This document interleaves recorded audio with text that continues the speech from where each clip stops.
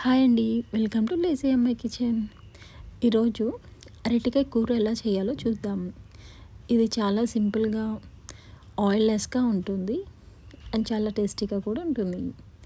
దీనికోసం ముందుగా అరటికాయలు పీల్ చేసేసి నీళ్ళల్లో కట్ చేసుకోండి చిన్న పీసెస్గా. తర్వాత ఒక బాండీ తీసుకొని కొంచెం ఆయిల్ వేసి, ఆయిల్ హీట్ అయిన తర్వాత పోపు దినుసులు వేసి వేయించండి. తర్వాత కొంచెం 2 నుంచి 3 పచ్చిమిర్చి వేసి వేయించండి. పచ్చిమిర్చి వేగిన తర్వాత 1 లేదా 2 ఉల్లిపాయలు వేసి వేయించుకోండి.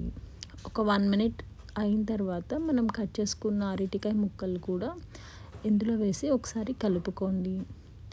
తర్వాత కొంచెం పసుపు మరియు ఉప్పు వేసి ఒకసారి కలుపుకొని ఇలా రౌండ్గా ఉన్న మూత పెట్టుకోండి. అది కొంచెం వాటర్ పోసుకోవాలి మనం.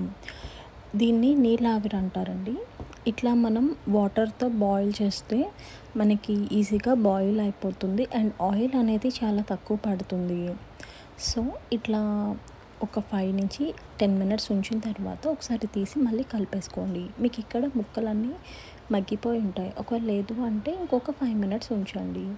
ఇది చాలా తక్కువ ఆయిల్తో హెల్తీగా మనం చేసుకునే కర్రీస్ అండి. ఇలా కూడా మీరు ట్రై చేయొచ్చు. తర్వాత ఒక స్పూన్ కారం వేసేసి కలిపేసుకోండి. అంతే, హెల్తీ అయిన అరటికాయ కూర రెడీ. Please subscribe.